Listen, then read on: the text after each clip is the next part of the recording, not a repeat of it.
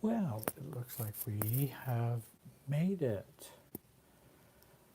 and that is good. Let me turn this on. I thought it might give me a way to go live here on my, I don't see the live button on there. We have finally gotten to our live broadcast, and I hope you can hear me. Let me make sure I think the volume is up loud enough. And if anybody has trouble hearing me, be sure to let me know. Um, and do you have live on there? Great. Excuse me. And I do want to apologize for the delay. We had some technical difficulties we weren't planning on, and those finally we got those resolved.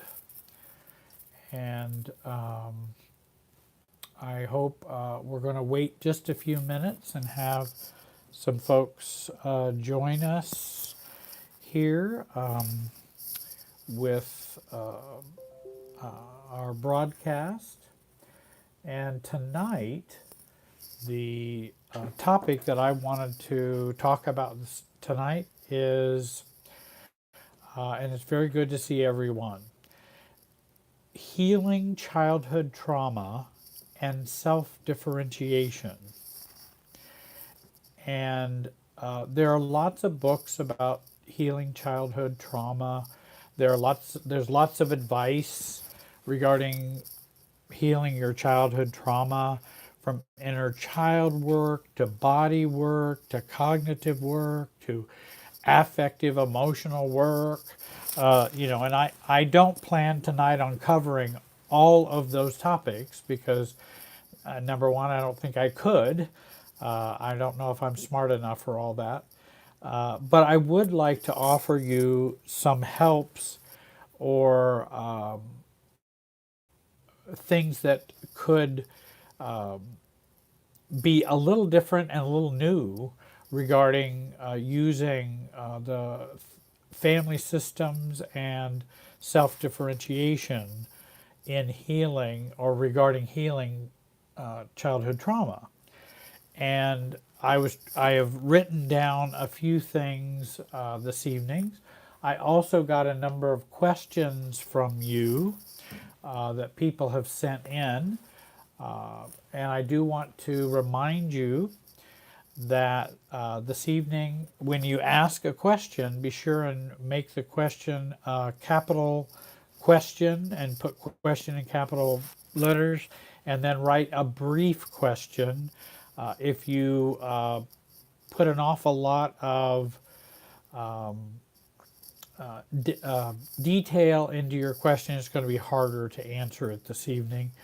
And we have only limited time, and we kind of are shorted just a little bit on our time because of our technical difficulties. My name is Jerry Wise. I guess I should have said that. That would have been a good thing to say at the beginning. And I do self-differentiation coaching for folks, and I try to bring a family systems approach to helping those clients that I have worked with, and I'm hoping to share some of that tonight with you.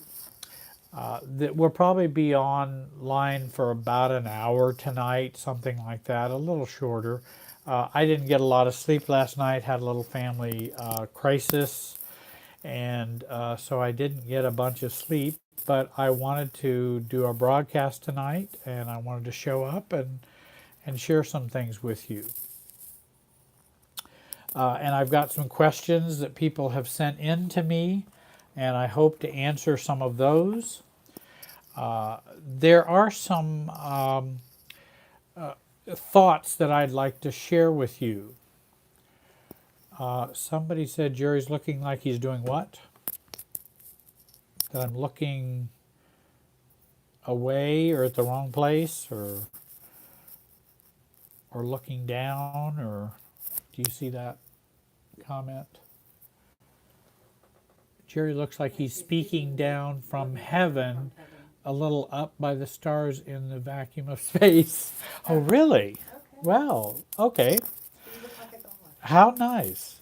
The is that because of the sun, or is that because of the direction I'm looking? Because we do have sun coming right in this window, and we even have the blinds shut, and it's still coming in on the edges, and I probably look like I'm ethereal or ephemeral, or I don't know what the word is, ghost-like. The let me share these. I've got 5 things that I wanted to share with you regarding healing trauma. And if I apply some of the family systems and self-differentiation theory and work to trauma healing, I would say, number 1, the trauma healing begins with breaking the family trance.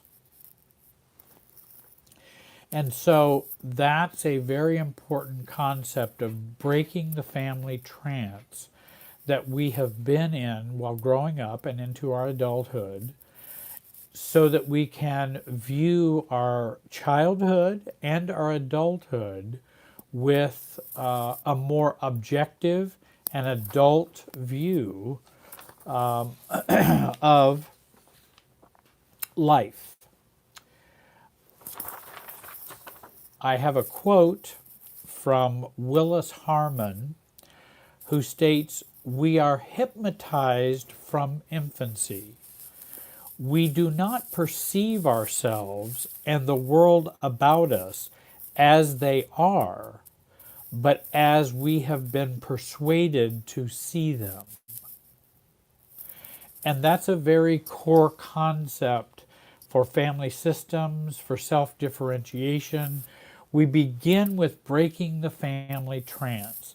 That's coming out of denial, starting to look at things the way they really were, accepting pain, accepting feelings, accepting what we saw, heard, felt, smelled, tasted, all how all of our senses experienced our childhood.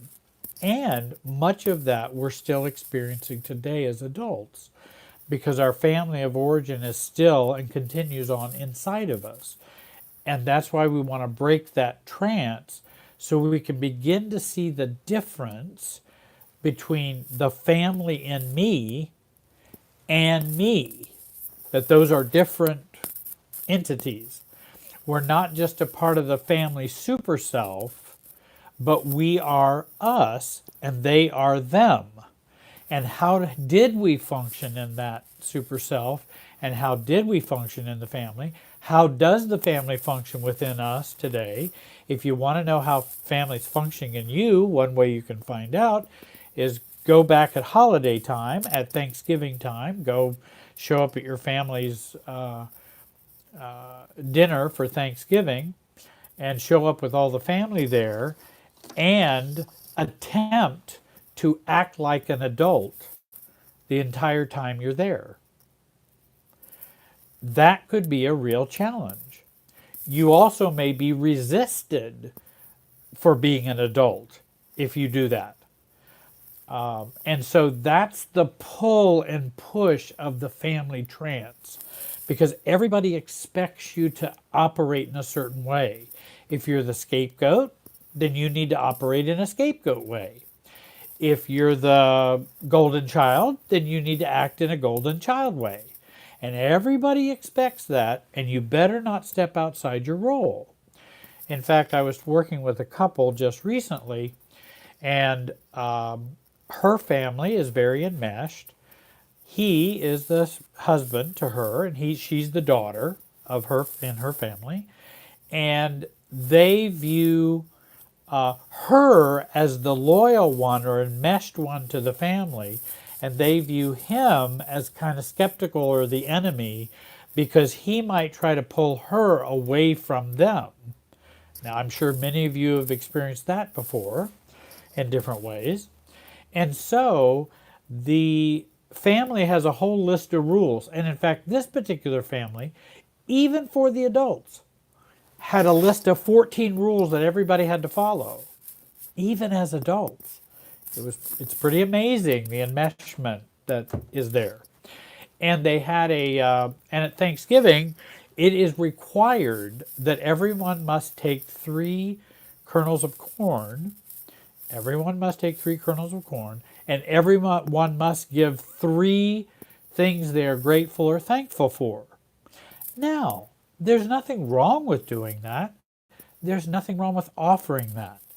What's problematic is you will all do it whether you want to or not. That's where the problem becomes.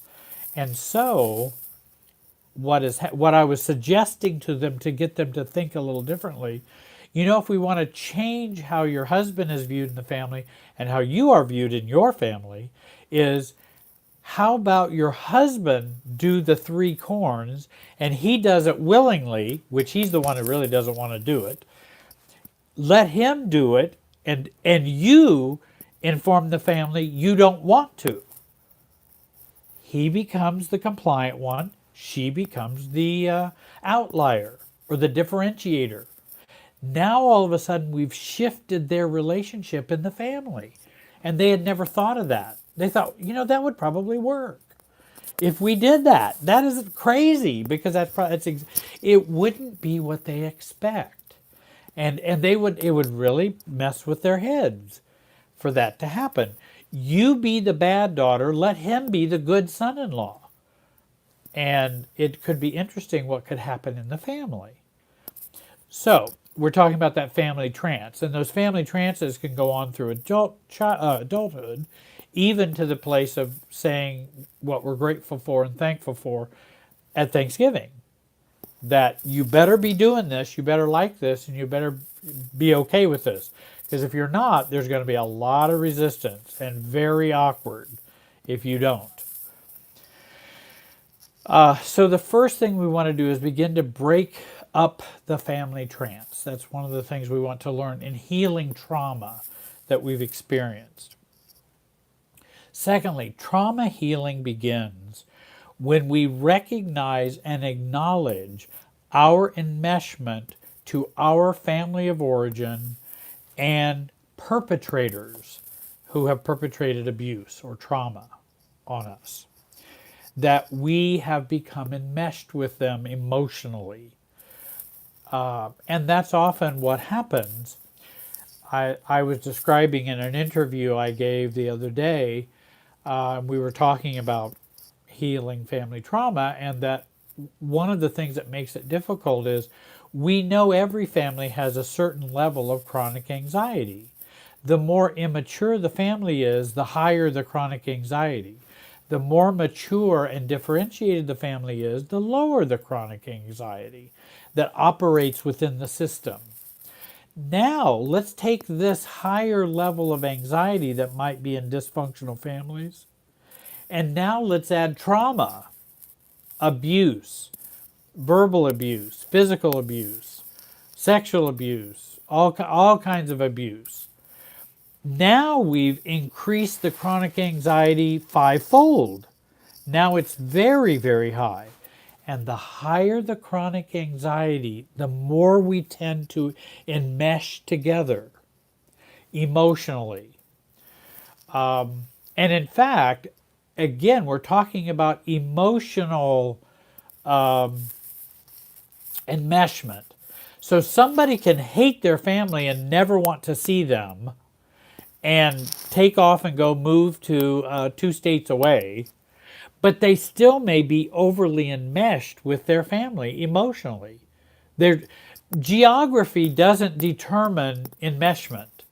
You can be right next to someone and not be enmeshed. You can be 1,000 miles away and be enmeshed. So geography doesn't determine that. And so I like to share that with folks. And so what we want to do is work on that enmeshment, because that keeps trauma going in our adult lives. that enmeshment with perpetrators, with abusers growing up, with our family of origin. And so we want to begin to deal with that enmeshment and work on self-differentiating and self-differentiating ourselves and beginning to detach from that trauma, those perpetrators, and those events. Thirdly, and by the way, there's a lot more that could be said about all of these points, but tonight I don't have time to go into great detail about all of them. We could talk the whole night about number one, but I'm going to at least try to give you five to kind of help you with just kind of a beginning way to think about it. That was number two. Number three, trauma healing begins when we can reframe our position, functioning, and experiences or trauma in a mature, non-illusion, rational way. In other words, we start looking at the past with adult eyes, with eyes that are not totally entranced by the family of origin. And we can do that with asking others to help us to see it differently. And that's part of what we do when we go into therapy, when we go utilize a coach. We then say, how should I look at my family? Can you help me look at my family differently and my experience growing up differently? And so when we do that, then that's when we begin to change or reframe how we see that experience growing up. And that's a beginning of loosening our enmeshment with the trauma and with the perpetrators. Fourthly, trauma healing begins when we begin to differentiate ourselves from the trauma, from the perpetrators, and from our family of origin. And that's what I help people learn to do and practice doing, differentiating themselves from their trauma, perpetrators, and family of origin that's been dysfunctional. Whether it be narcissistic or alcoholism or any number of dysfunctions that families have. And when we begin to differentiate ourselves, we then start to separate ourselves from the pain. And I don't mean deny the pain, and I don't mean push it down. I mean separate, which I mean letting go. And we don't identify it so much as equal to us. And I think so many people tend to think they are their trauma. And no, we're not our trauma. We have been traumatized, but that's different than we are our trauma. And so we, even understanding that, I have people come in and I say, you're not your trauma. Trauma is something that has happened to you. So you have a you apart from that trauma. But I'm not denying the trauma that you've had. We're not denying that whatsoever.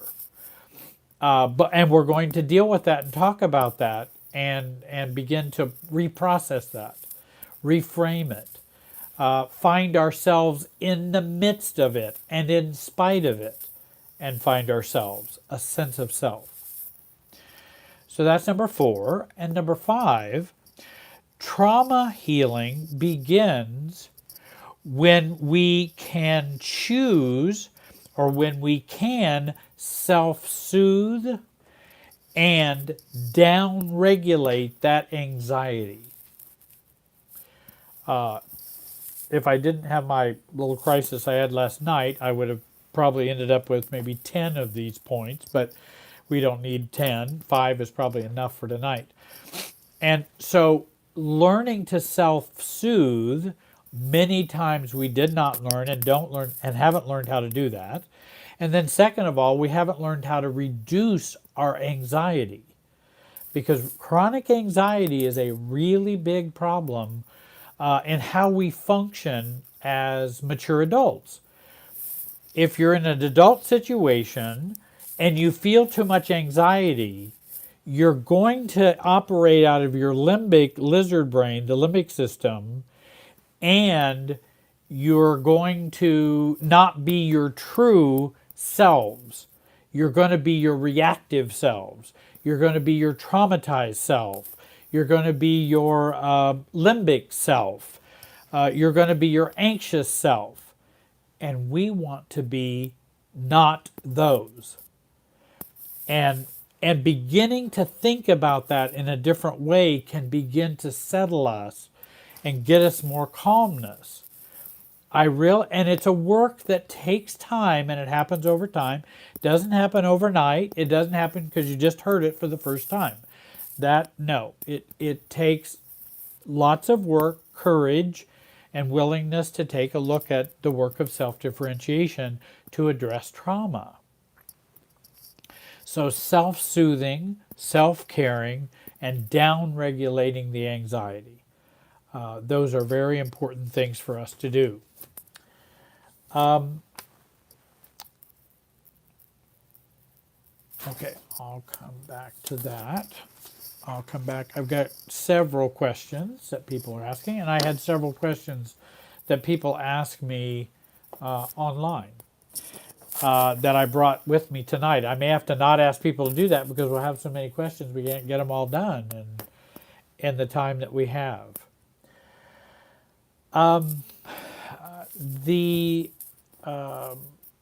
And I think Denise, said something about we need to grieve a lot, the need to grieve a lot. Absolutely. And that's part of the self-soothing and self-caring is giving ourselves the freedom to grieve. And when we begin to, experience our trauma and our growing up in a non-illusion way, meaning it's not illusion, it's not just a hope for, a wish for, why weren't my parents the good parents I wanted them to be, and when are they going to be that?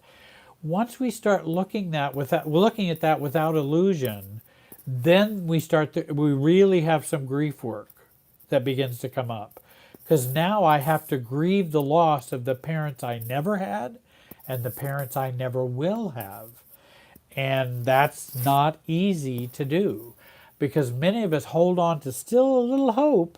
There's that little inner child in us, even though the adult says, oh no, my mother's a narcissist, my father is, alcoholic, and they can never love me like I know it, like I want.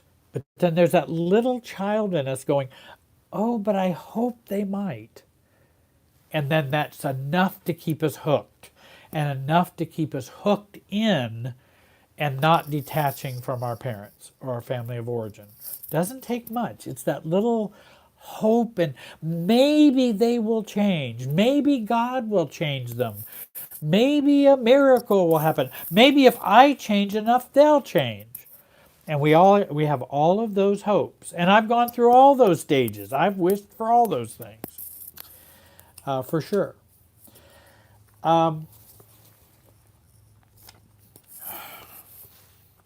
Well, this is an interesting question. It has to do with narcissistic families. Jerry, do you think and this is from Jerry Pie, Jerry, do you think it is advisable to reconnect with the narcissistic family of origin after no contact? What would be the healthy steps? Well, there's a lot in your question. I mean, that's not just a yes or no question. And I probably need to know a lot more, because what we want to do is decide, are we applying the right amount of no contact? Are we applying the right amount of self-differentiation? And sometimes we get those confused, because people who don't want to self-differentiate or grow up will just default or choose no contact and go, oh, well, I'm going to write them off. I don't care. Screw them. I'm done. When they've just lost an opportunity to grow and to become more self-differentiated within their system or family of origin. Now, I realize that narcissistic families can be abusive, traumatizing, disrespectful, angry, rageful, and I'm not suggesting you submit yourself to all of that. And the with the narcissistic family, I believe it can be very problematic to reconnect with them after no contact. Now, the issue is, I don't know how much narcissism is in there. I don't know how many people are narcissistic. I don't know if some people have changed or some people haven't. So it's kind of hard to, everybody's an individual. And you can have a malignant narcissist, and then you can have somebody who has narcissistic traits. And that's quite different. And so families can have different people in them that have different levels of narcissism and different levels of toxicity. But I'm not for pushing people back into bad circumstances. That's not what I'm suggesting.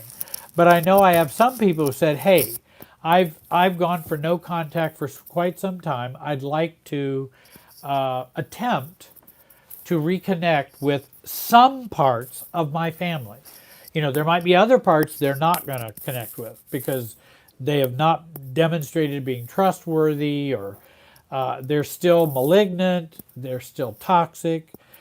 And so what we begin to do is we start on the periphery and we start on the edges and start to move in with those kinds of families.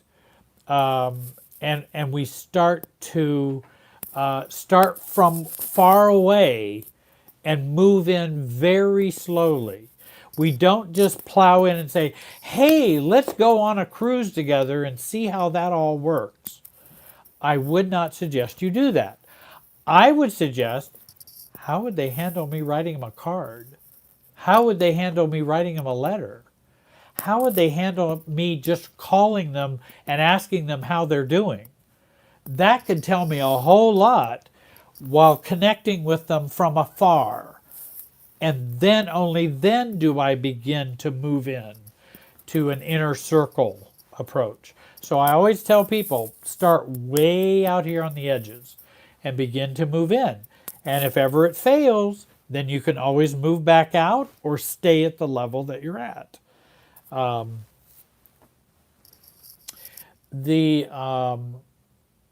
people will say, well, why even do that at all? Well, again, the goal is it's not to change the family. It's as I mature and as I grow, I become more neutral and less impacted by the craziness of other people because I don't care. They can be as nutty as they want and it doesn't matter to me. Now, abusiveness and raging and all that, that's different than nutty as they want. That's a definitely painful, hurtful, violent kind of thing. And I'm not suggesting that's okay, nor it should be tolerated at all. But there are some people that want to connect with some parts of their family. And I start on the edges and move in and go very slowly. And even just start with contact for contact's sake, that's all you're doing. Contact for contact's sake. Not contact so that we can be best friends, but just contact to have contact and see what happens. Because, see, there's still this systems feelings and systems emotional field that's going on between us.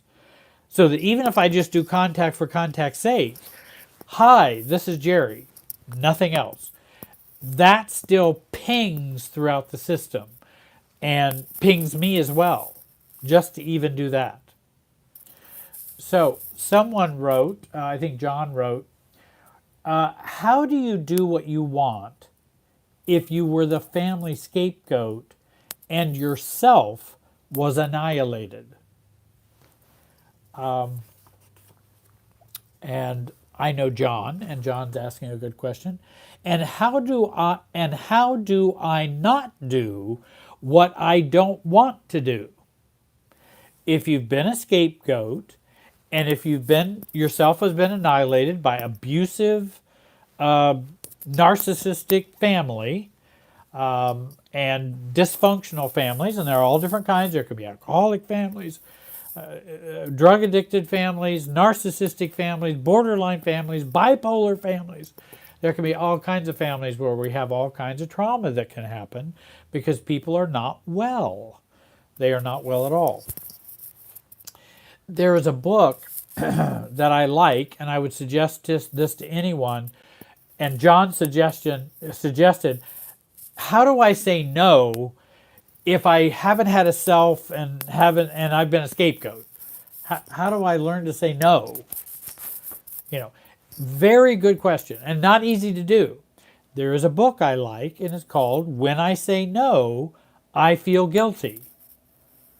And it's a very good book about learning how to say no when you feel guilty. And tolerating greater guilt so you can say no anyway can be a real move forward. In other words, I can feel guilty and still say no. I can be anxious and still say no. If we're waiting for us to feel perfectly before we make decisions or say no or yes, we're going to be waiting an awfully long time. And so we do begin with saying no while not wanting to say no. We do start with that. And staying in one place and standing alone and standing firm with ourselves. And that's what we're not so used to if we're a scapegoat or we were annihilated, our self was annihilated growing up. We're not used to standing with ourselves. And so of course it's going to be fearful, because who's going to stand with me? Do you know when people ask me, well, how am I going to stand alone? Who's going to support me? And I'm going, well, you're missing the most important person. And who would that be? You. You are the most important person. We're not used to standing with ourselves. We're not used to that. And so I try to help people and train people to learn to stand with themselves. You can stand by yourself. You can stand with yourself. And that can be a very healing thing to do. And we grew up in the family trance believing you can't do that. You can't do that. You shouldn't do that. You're worthless. You're bad. So you should not stand with you. But that's part of the family trance and the BS that we learned growing up. So there's a book called When I Say No, I Feel Guilty. I think it's by Smith. Then I wish I could write a book called When I Say Yes, I Feel Guilty. Because John was talking about how do you do what you want if you were the family scapegoat or annihilated self. And so what he's saying is, how do I say yes? How do I say that's what I'd like? And oftentimes we have the same problem if we're saying no. No, we feel guilty. Yes, we feel guilty. Either guilty or it doesn't feel right. It doesn't feel like I deserve that. It doesn't feel like I should be saying yes. And so I wish there were a book called When I Say Yes, I Feel Guilty. Or actually, When I Choose Myself, I Feel Guilty. Or ashamed. That's another concept of when I say yes, I feel guilty or ashamed. And so what we want to do is resolve and work on that shame and guilt and feeling undeserved and feeling shamed and feeling worthless, and work on that and begin to say yes. And in fact, that's where my beginning experience of the first time I really said yes involved doing two things I wanted to do. I wanted to rent this car I wanted to rent, and I wanted to stay at the Hotel Queen Mary in Long Beach, California. And that was way back in the 80s, way back a long time ago. Shoot, probably before some of the people were born on this. Hate saying that. And I'd never done that before. I'd never said, what would I like to do? If I could do anything, and a therapist asked me that, and I said, well, I don't know. How do I know what I want? How do I know what I should want? I don't ask myself that question. All I ask myself is, what should I do for you? And are you okay so that I'm okay? Those are the questions that I ask as a good codependent. And so making that decision of this is what I would like, and then making the phone calls to do it, and then ended up doing it. And it was the most freeing, exhilarating experience I had had. I didn't know people felt like that. I didn't know you could go and do something you really enjoyed and wanted to do. It was just, and I thought I should feel guilty for that. I definitely don't deserve this, and I should feel guilty for doing something that I would like to do. And John talks about the self was annihilated and he was a family scapegoat, and I think that's where our role was wrong in the family. We had the wrong role, and we showed up with that role, and that's the way that the family treated us in the family trance as the scapegoat. And we were objectified as the that role, and objectified as a scapegoat. And so what we want to do in healing is to personalize ourselves. We need to personalize ourselves because people don't realize how much they objectify themselves. We just internalize that objectification, and then we just objectify ourselves. Oh, Jerry, you're so stupid. Why would you do that? My gosh, Jerry, that's just objectifying me. I'm just an object who is doing wrong. I'm a bad machine. Rather than personalizing myself and having a personal relationship with me. So untangling that objectification and letting some of that objectification go is a beginning to healing of that. The self, let's see, I had dis and denied. Oh, was disdained, yes. When we are annihilated growing up in traumatic families and dysfunctional families, ourselves are disdained and denied. Well, if your self is disdained or looked down upon and denied, then all you are is an object. Then you're not really of any personal value, human value, you're just an object. And so what we want to do is begin to break that trance and begin to do the work that's not easy, but say fantasizing about visiting the planet of non-scapegoatism. The planet where I am not a scapegoat. What am I doing? What do I look like? How am I walking? What do I feel? What do I hear? What am I thinking if I begin to visit that planet? We can visit another planet, the planet of no annihilation. Okay, well, Jerry, that's interesting. I've always felt annihilated. Let me think about what would it be like to have no annihilation. Well, let me fantasize about that. What would you look like? What would you be wearing? How would you walk? How would you talk to other people? We begin to stretch that view about who we are and who ourselves are. And we have to begin to stretch that. Now, people say, well, that sounds so hard, Jerry. It sounds almost impossible. I've never had a self, blah, blah, blah. I'm not talking about in one setting, you become a different person. I believe a tremendous amount of change can take place by a small amount of changing that trance and reframing that belief and those beliefs growing up. A small amount can make a big difference. That's been my experience. And I think I've felt that for other people too. Because they keep thinking, well, I'm waiting until I'm all fixed. You don't have to be all fixed. Let's just loosen up that family trance and see if you can begin to maneuver differently. Because you probably can.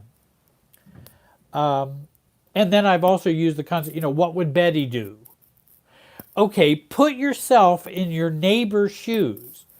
Walk in his life and go, okay, he wasn't annihilated. He wasn't a scapegoat. Okay, well, what would Bob, what would I see him doing? How would he be acting? What would he be feeling? Now I start to get a new language and a new experience of not being annihilated and not being the scapegoat. Now it's a small new experience, but it is the beginning of a new experience. And then there is the annihilated self and the scapegoat, in which our subjectivity is annihilated. In fact, I've got a workshop on Vimeo called The Annihilation of Our Subjectivity. And that's where how we view the world has been annihilated. And so, how do I begin to view the world in a new way when my way of viewing the world is normal?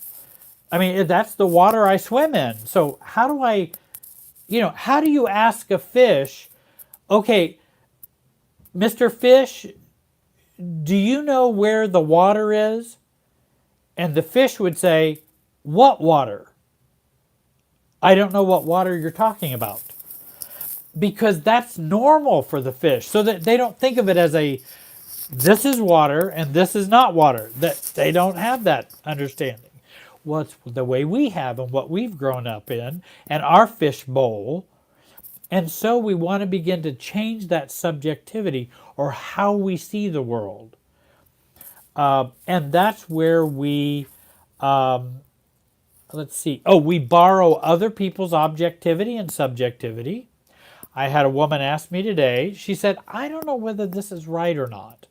So she's borrowing my objectivity by asking me that question. When his family treats me badly, and his uncle or cousin, I don't know what it was sitting behind her, 60 years old, by the way, he's 60, and he's shooting spit wads through a straw at the back of her head. Pretty dysfunctional family. I mean, it's pretty nutty family, very nutty family. And she turns around and goes, what are you doing? Please stop doing that. Her husband, though, is in the family trance. What does he do if he's in the family trance? What's he going to do with that event? Nothing. He's going to say, oh, that's what he always does. I'm glad you told him to stop. Now, how does his wife feel? This is not her family, it's his family. How does she feel? Well, you didn't even stand up for me. You didn't even tell your family, don't treat me that way. Oh, well, you just need to be neutral about it. Just let it go. I don't let it bother me.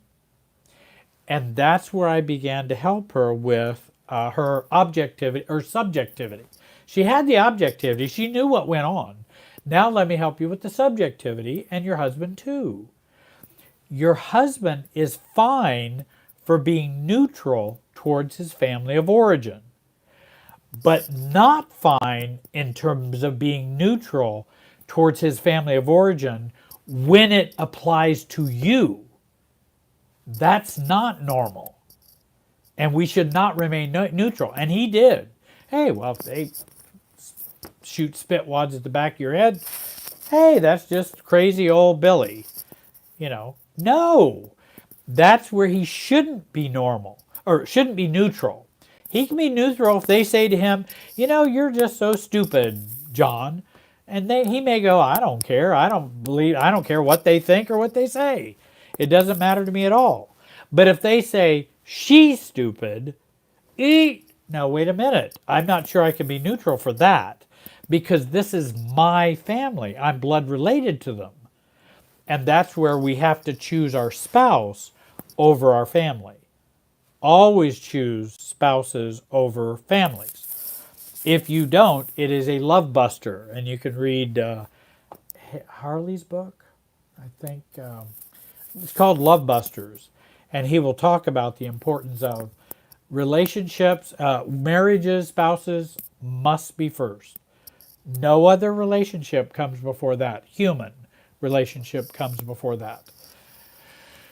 Because if you do, you will degrade and deteriorate your romantic love in your marriage, and it will slowly begin to erode. It maybe quickly erode if you do that.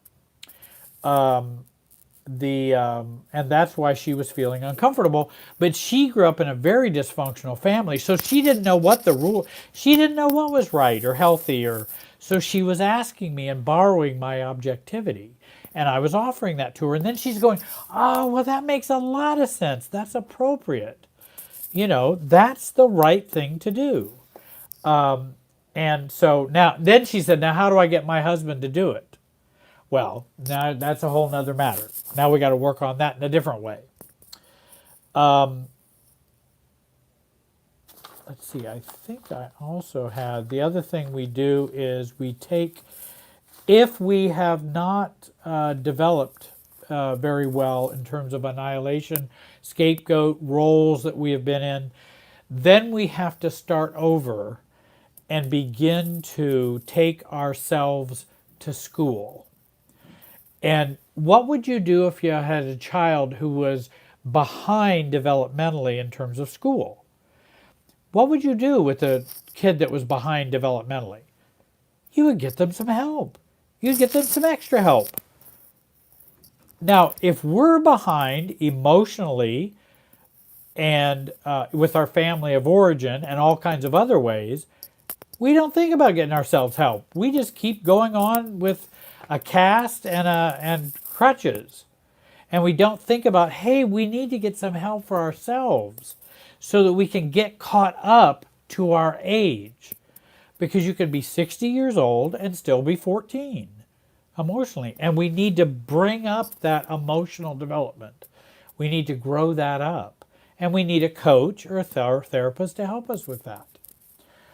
So we're developmentally behind, and we want to begin to work to get ourselves caught up from that developmental delay because of our trauma, our dysfunctional families, etc. Well, let's see here. Well, we've got several. Stand with yourself. Oh, I know. Since I don't have a lot of time, Annie writes, what are the steps to learning to stand with yourself? I've got a video on, what's it called? Living, you'd think I'd know, but that would require being sharp. But it's about living without love and acceptance.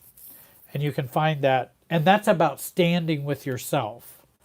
And not just living for everything to be coming into you and love and acceptance. No, you're going to stand for yourself and with yourself. There's another book called Braving the Wilderness by Brene Brown. And I would suggest that book for Annie. You're saying, what are the steps to learning to stand with yourself? Take a look at her book. And Brene Brown is a family systems, Bowen family systems person, and does TED Talks, and she has some great books out there. Braving the Wilderness. Also, the Courage, Call to Courage. Her books are really good for standing alone, standing with yourself. Then Katie asks, what to do when your sibling's spouse is a psychopath? Well, I'm not sure what you're asking me. What do you do? Stay as far away from them as you can. I mean, I think I would own my own assessment of the sibling spouse if I believe they're a psychopath, and I would communicate that to my spouse and go, how do you feel about your sibling spouse? Do you believe they're psychopathic? And if they go, no, they're not, then we have some talking to do. because we need to get unified about this issue. I'm very uncomfortable with a sibling's spouse. And if let's say your brother has a wife who's a sociopath or psychopath, then I might want to have a talk with your brother and say, I'm going to have a hard time relating and getting along with your wife. And I'm not sure we're a good mix. And I'm not sure how that's going to play out, but I want to give you a heads up because I'm really concerned. And if your brother says, oh, well, you're just being stupid, well, my wife's fine, you're crazy, then I'd say, you have a right to your opinion, and we disagree. I'm very sorry. I wish I could agree with you. But from in the future, I will need to take steps to probably limit my contact with her. And I don't have to go into all the psychology and psychiatry of that sibling spouse. I just need to say what I'm going to be doing based on what I believe in general terms. That I don't need to analyze them or tell them. Now she's a malignant narcissist with psychopathic traits. I don't need to go into all that. I just need to say I don't think we're going to get along very well. I don't think we're going to be a good fit, and so I'm probably going to be limiting my contact and time with her. Well, I don't know why you're going to do that. Well, I've just been trying to explain it to you. But if you don't believe that's the case, I understand. But I'll have to stand alone and do what's right for me. I'm not going to be abused or misused or whatever might happen with a psychopath who's a sibling, spouse. So I got those, and let's see here.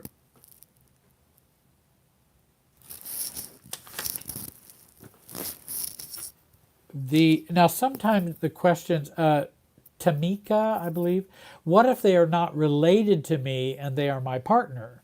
Well, of course, that's much more serious if the problems and difficulties are right next to you in a spouse or partner, then it becomes much more severe and much more difficult to manage. And that's where you have to become clear about you and how you see things, Tamika, and that you may want to have help and support in communicating that with your partner or your spouse. And you may need some professional help to help you do that. Because it's really tricky when we've got that narcissistic spouse. How am I going to handle that narcissistic spouse? Because they're a spouse. They're not a family member that lives in another city. They live in my house. And I have to deal with them and work with them every day. Well, that's certainly something we need to do with getting some professional help to help us. There are also a couple of good books about dealing with borderline and narcissists. And the one I like, the two I like, are written by Margalis Fjellstad, Margalis, and Fjellstad, Fjellstad. Stop Caretaking the Borderline and the Narcissist. And the second one is Healing from a Narcissistic Relationship. And she does a really great job in both of them. She's a very good marriage and family therapist, and she also understands the dynamics because she had a narcissistic spouse. And she also shares the struggle about, do I stay or do I go? And she does a real good job, I think a very mature job, of taking a look at that. Because that's not easy. That's not easy at all. I need to take a drink here, get a little moisture.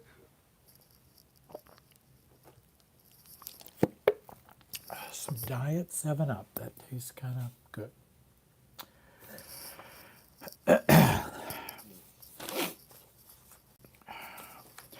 I might share Oh, Thich Nhat Hanh writes,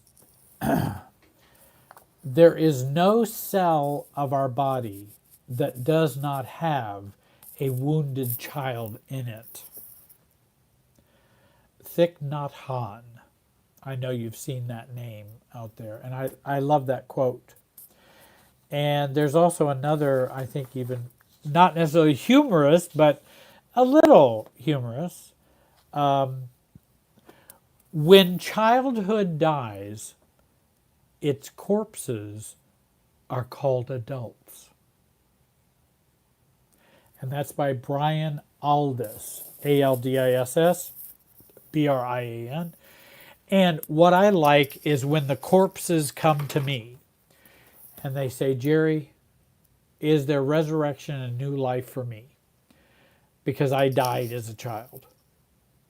And how do I live again? And I guess I have my own faith and belief that you can. And that you don't have to be a dead adult. You really don't. If I don't, you don't have to. And I certainly felt there was no way out, and there was no possibility of change, and all kinds of things, as I recall. And it was very difficult making changes because I just thought it's not going to happen. There was an interesting question, and I'm sorry for those who sent questions in, and our broadcast is a little shorter tonight.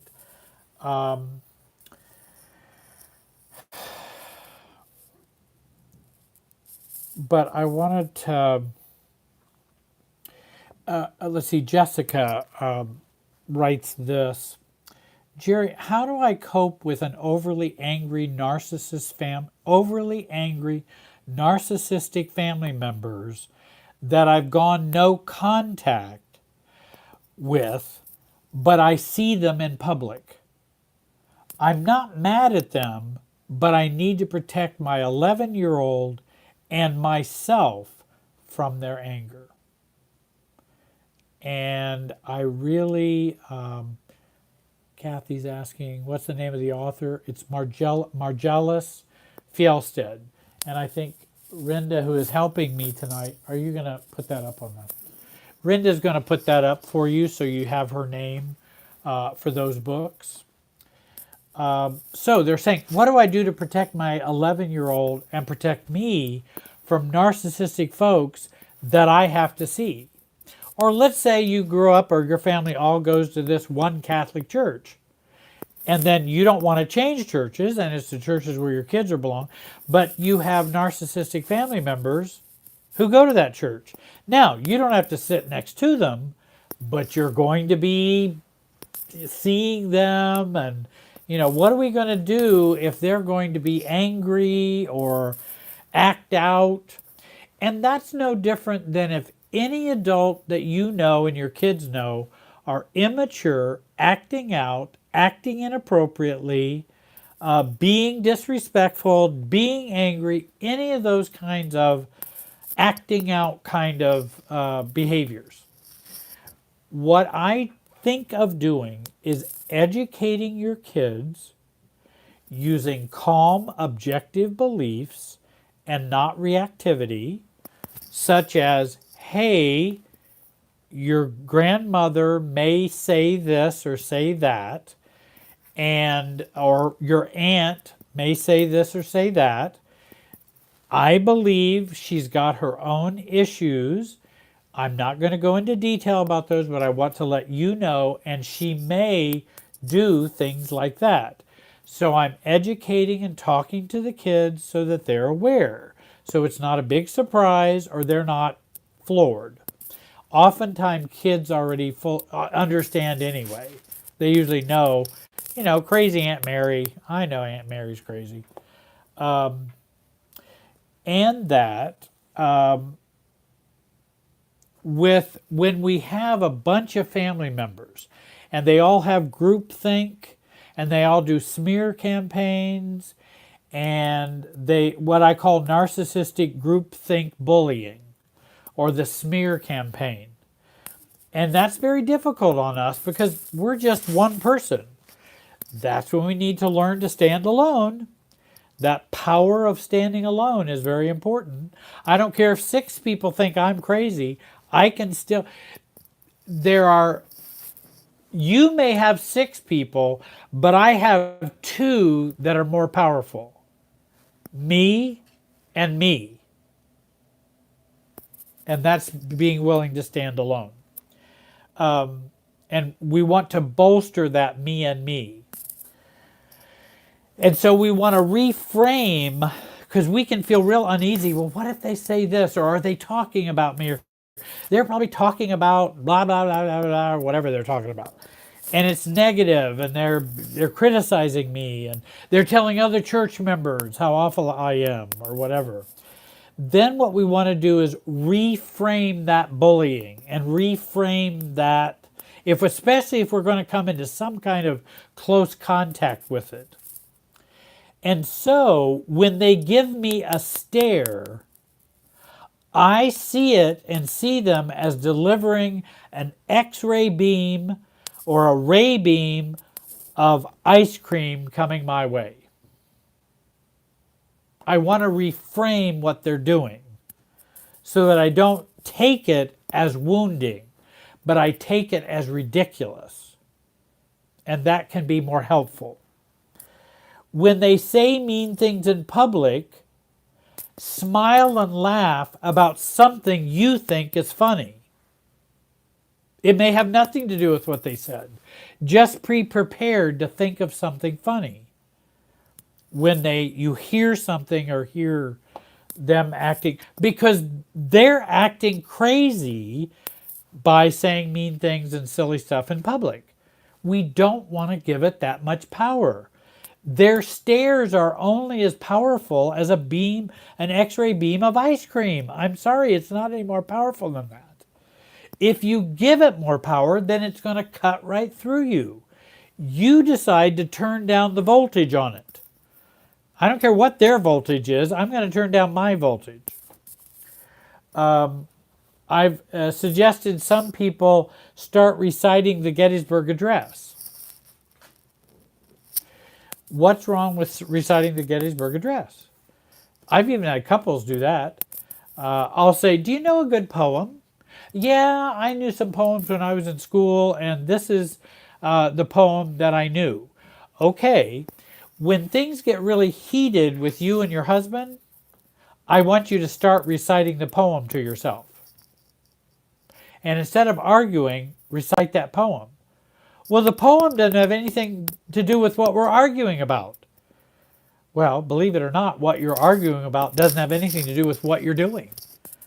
Quite honestly, it's just a symptom. So you think you're actually arguing about something serious. No, it's probably symptomatic. So go ahead and state the poem. And that would be actually less crazy than you guys arguing all night. It really would. It would at least be less crazy. Well, somebody would think I was nuts if I was... No, I think you're nuts for arguing for 4 hours. That's nuts. Reciting the Gettysburg Address is not nuts. It really isn't. And then I've said in previous broadcasts when we've been together, name calling.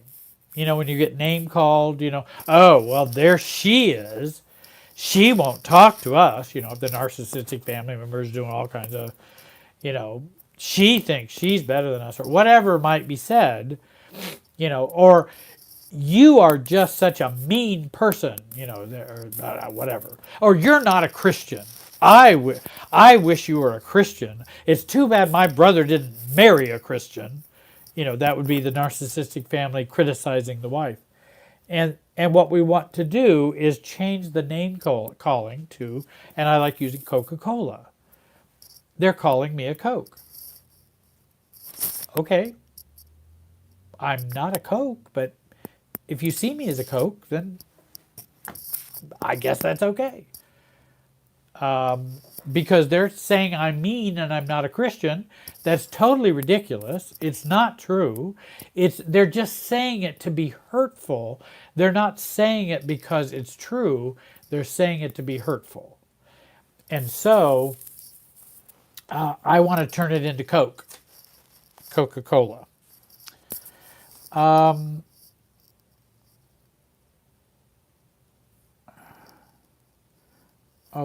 that's about a 20-minute question. That's a great question, but it's a, let me see here.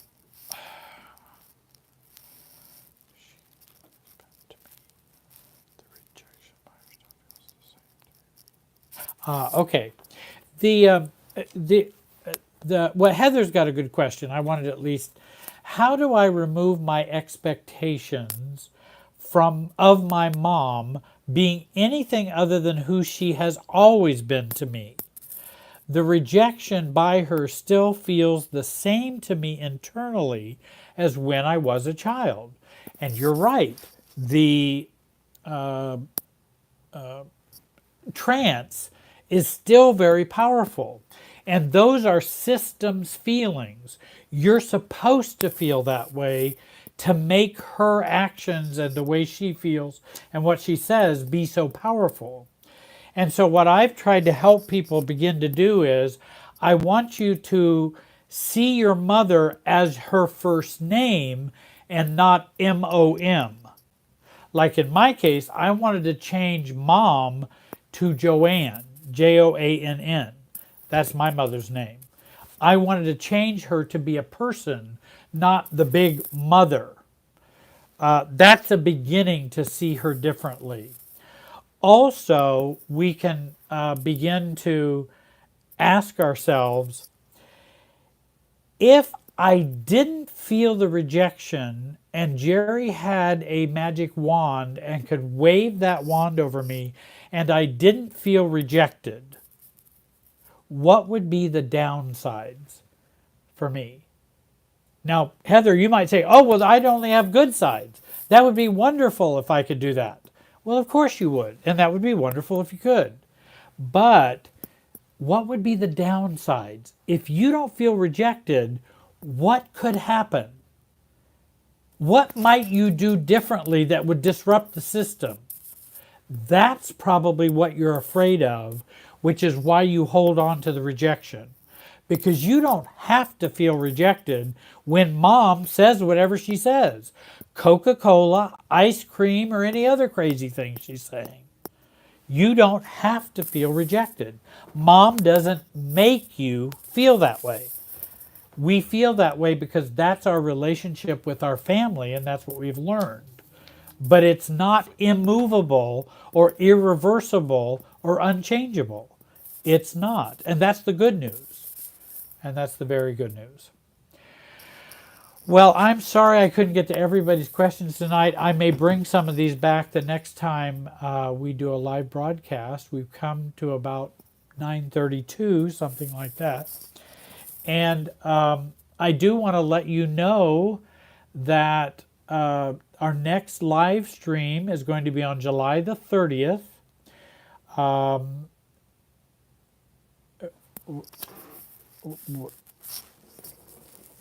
Just that, not that. Okay, July the 30th, and that will be with Mark and Rhonda. With Mark on vacation and Rhonda? I don't understand. We're on vacation on the 23rd. Gotcha. Okay. Now, Mark and Rhonda on vacation on the 23rd. There's going to be a live stream broadcast on July the 30th. That's what I wanted to tell you. I'm so grateful Rhonda Smith was here tonight to help me with questions. And you might visit her at renspire.com. renspirelifecoaching.com. You can visit me at www.jerrywiserelationshipsystems.com. You can sign up for my email list.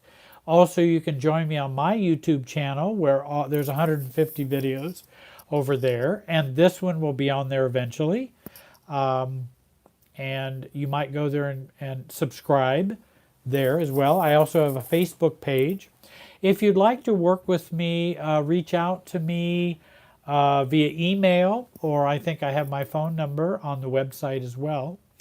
I do want to thank everyone for being patient with our technical difficulties tonight. I'm sorry we started late.